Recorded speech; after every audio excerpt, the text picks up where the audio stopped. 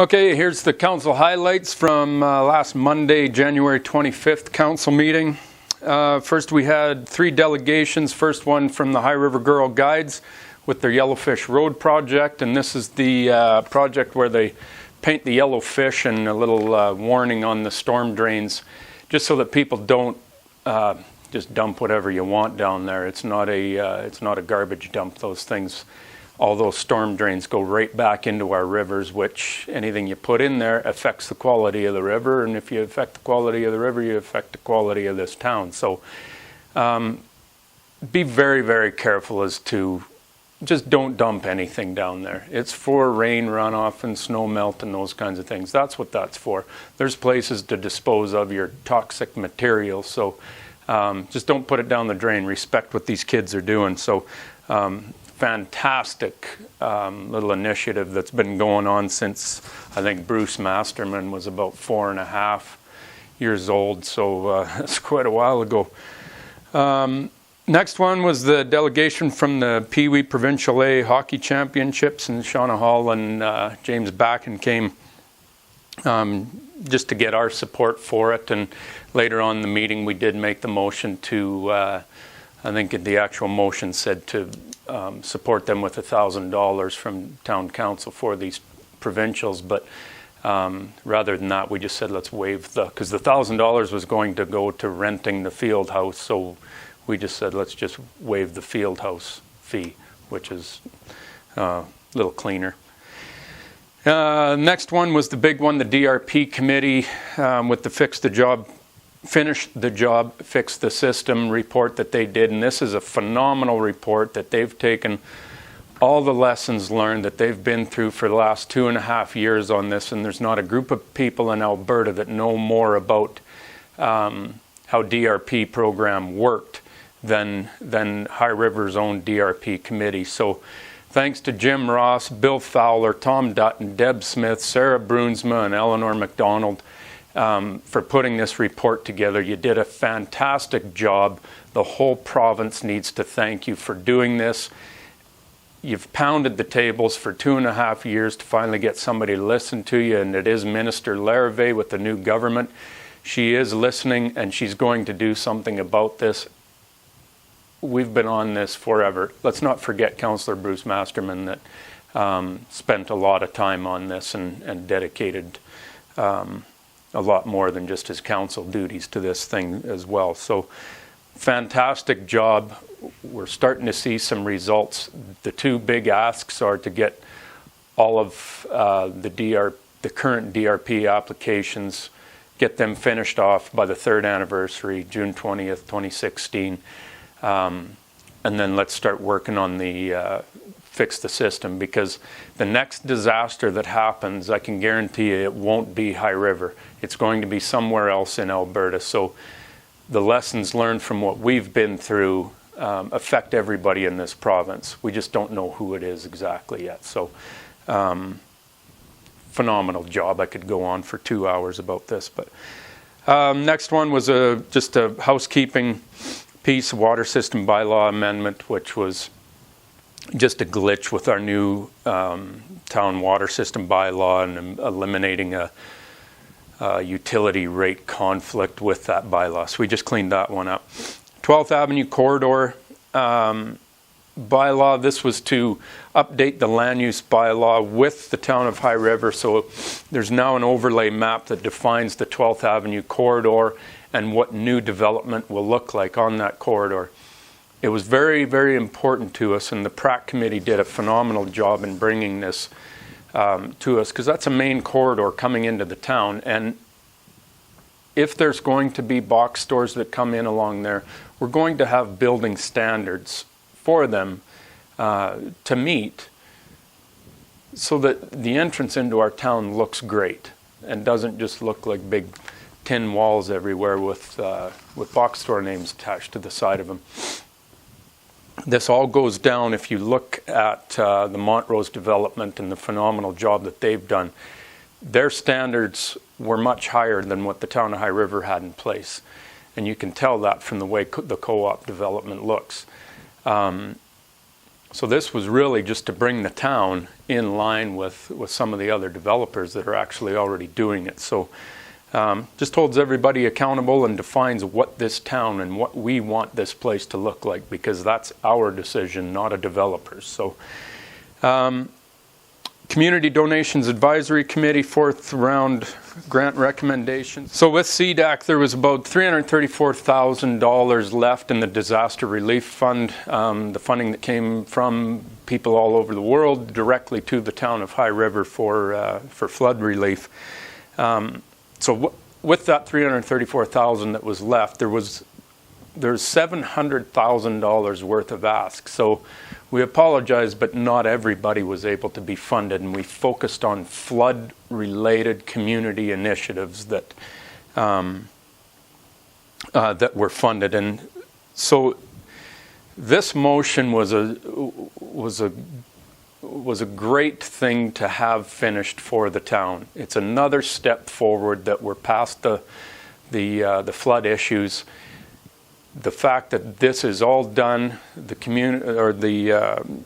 committee will be disbanded now, is a huge success, and I congratulate everybody, and want to thank Bev Warner, who was the chair, who put an enormous amount of work into this, along with Celia Penman, Penny Leckie, Rob Whitfield, Laura Brankovich, Dave Mazzaros, Joanne Austin, and council members Bruce Masterman and Kathy Peewee, that this is not an easy thing.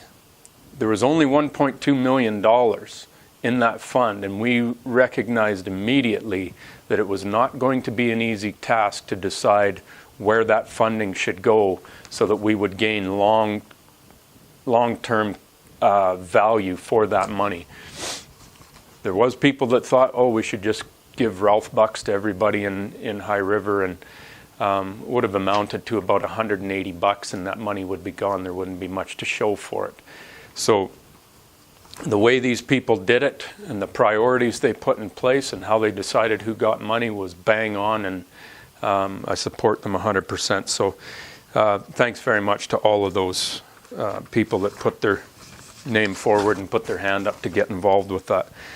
Heritage Inventory Project 3 report. This was the final report that we had funding for to define all the heritage properties in High River. So Sarah just brought that to us and discussed which properties those were. It doesn't define those properties as heritage properties yet. The actual property owners have to now apply to the town to get the heritage designation to them so they can apply for provincial grant funding to do work on those places. So excellent job by Community Design Strategies, that was the consultant that really looked at all these properties. Monthly update from Clede on planning and building activity in town. There's a couple of developments happening over in that Eagle View area that planning staff is working on right now, and we'll hear more about that in the future. But there's a ton going on in this town, and you see on Center Street, Eyes 360, their new building is starting to go up. K-Link's in there doing the underground services right now. Flies, etc. across the street, they're almost open. There shouldn't be more than a month before they're open. Colossi's open back on 4th, which is an absolute highlight in this community for downtown. Having that coffee shop open again is absolutely phenomenal. And Dwayne and Patty, you knocked it out of the park with the way you redeveloped that space and that business. It's a community hub is what Colossi's is. So phenomenal job. You fit right into the vibe on 4th, and it's excellent. The Provincial building also on 4th, that's going up. There's a lot of work around there. That is not a small project. It's a massive project. So please be patient with the construction that's going on around there, because the end goal is going to be phenomenal. Back out on the Eagle View area, the Max and the new Esso that's going in there, they're about to open up, along with the Tim Hortons that just opened up there. So ton of activity going along there. On 3rd Avenue downtown, the new pharmacy is just about open. Also, the Mexican restaurant a little further down on 3rd is just about ready to open. Just putting some final touches on it in there. So that'll be another phenomenal thing to have. So you know, downtown High River, and I see it every time that I post something about downtown High River, even if it's positive and it's a successful.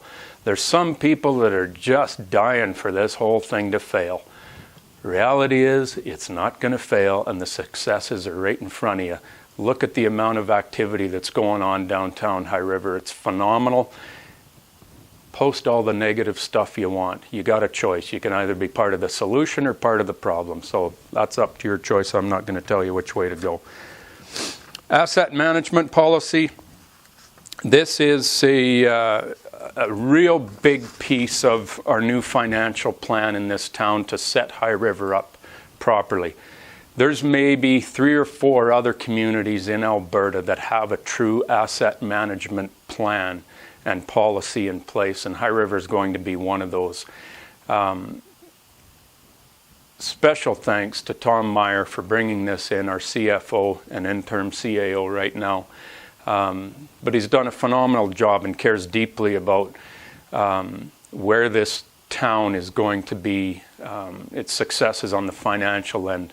Rather than riding this roller coaster, let's get a solid plan in place that every council from here on can get on board with and really define and prove the successes that this community can have on their financial plan. So the asset management plan takes care of all the town assets, roads, streets, underground infrastructure, parks, all these kinds of things, trees, the green initiatives, the river corridor.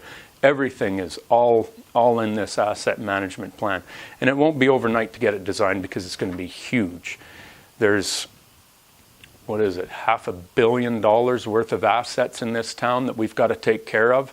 That's not something that you just sort of willy-nilly deal with every year as something catastrophic happens and then you fix it. It costs an enormous amount of money to operate and manage this town like that. So this just puts a plan in place so that before there's catastrophic failure on a road where you have to replace the whole sub-base on it, maybe you can just get rid of the pavement that's failing on top and repave it. Keep that road good. Those are the kinds of things, that's a simple one, but those are the kinds of things that the asset management policy will do. Sets High River up for the future. So that's about it. Quick and easy. You know how to get a hold of us. Have fun. Thanks. Bye-bye.